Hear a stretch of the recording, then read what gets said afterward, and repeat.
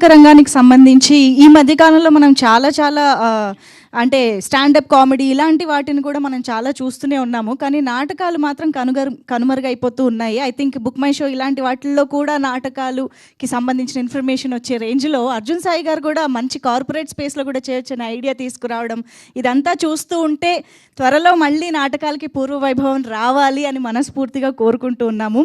So గిరి గారు ఇప్పుడు మాట్లాడతారు. గిరి గారు ఏదైనా మళ్ళీ మంచి స్తోత్రం, రాగం. హలో అండి, ఇక్కడికి వచ్చిన పెద్దలకి, పాత్రికేయ మిత్రులు అందరికీ నమస్కారం అండి. ఇప్పటికీ చాలామంది చెప్పారు మా ఉత్సవం గురించి. ఇది మా డైరెక్టర్ గారు మెయిన్ ఉద్దేశం ఏంటంటే నాటకాన్ని కూడా బతికించుకోవాలి. డైరెక్షను, కెమెరామెన్, కెమెరా డిపార్ట్మెంటు ఇవన్నీ నాకు తెలియదండి. బట్ నటులుగా మట్టికి స్కూల్లో మనం ఫస్ట్ టైం స్టేజ్ మీద నటించినప్పుడు మనకుండే అనుభూతి, ఎనర్జీ, టప్పట్లు కొట్టి చాలా బాగా చేసావు అనేది స్కిట్ కానీ, ఏకపాత్రాభినయం కానీ, డ్రామా కానీ ఫస్ట్ బీజం నటుడికి అక్కడ పడుతుంది.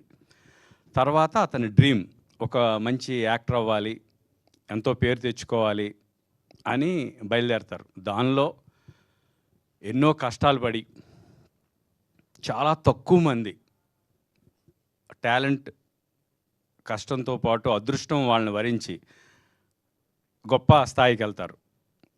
అది సినిమా ఇండస్ట్రీ అవని, నాటకాలు అవని, ఎనీవేర్ మొత్తం ప్రపంచంలో ఈ సినిమా కన్నా ముందు ఏది మనకి ఎక్కువ ఇన్స్పైర్ చేస్తుంది అంటే నాటకం.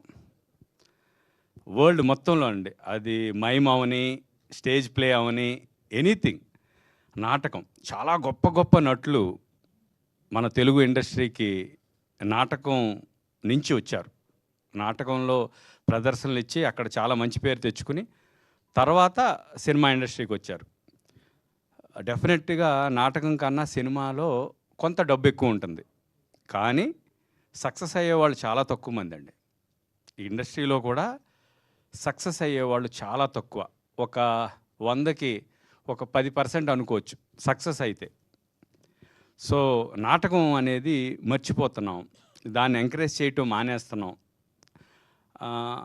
దాన్నే నమ్ముకుని, అంటే వాళ్ళు సినిమా ఇండస్ట్రీ వైపు రాలేక, సురభి దే నెవర్ డ్రీమ్ అండి. సురభి నాటకము వాళ్ళని చూశాను, వాళ్ళకి చేతులెత్తి దండం పెట్టినా సరిపోదు. ఎందుకంటే ఒక సాక్రిఫైస్ లాగా, అంత సాక్రిఫైస్ సినిమాలో కూడా ఉండదేమో అండి.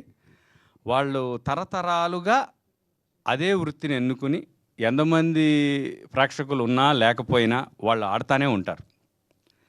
అది హ్యాట్స్ ఆఫ్ టు సురభి నాటకంపు సంబంధించిన కుటుంబీకులందరికీ పాదాభివందనాలండి.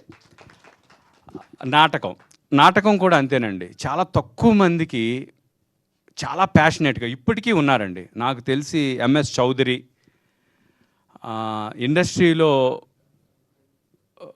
చాలామంది ఉన్నారండి ఇప్పటికీ. సినిమా కన్నా నాటకం కమిట్ అయ్యాము, ఈరోజు నాటక ప్రదర్శన ఉంది అంటే సినిమాను కూడా వదిలేసుకుంటారు. అంటే సినిమా ఎప్పుడు వస్తుందో తెలియదండి. సినిమా డేట్స్ కూడా మారిపోతుంటాయి సిచ్యువేషన్ బట్టి.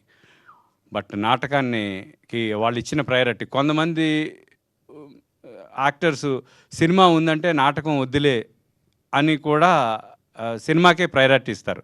కానీ కొంతమంది నాటకానికే వాళ్ళు చాలా గొప్పోళ్ళండి. ఎందుకంటే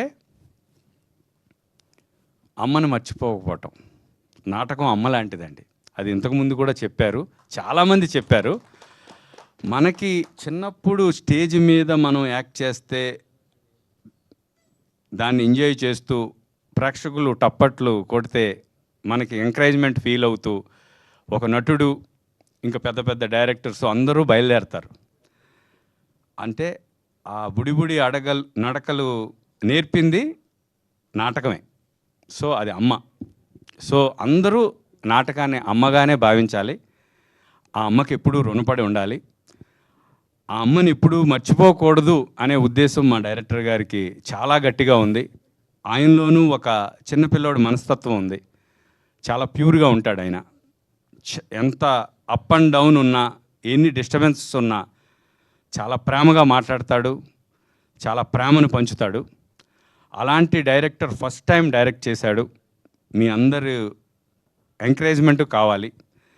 దానికి మా పాటేల్ గారు చాలా బిగ్ సపోర్ట్. అంటే చెప్పటం వేరండి, ఇప్పుడు మేము కూడా దీన్ని ఎంకరేజ్ చేయండి అనడం వేరు, తీయటం వేరు, చేయటం వేరు.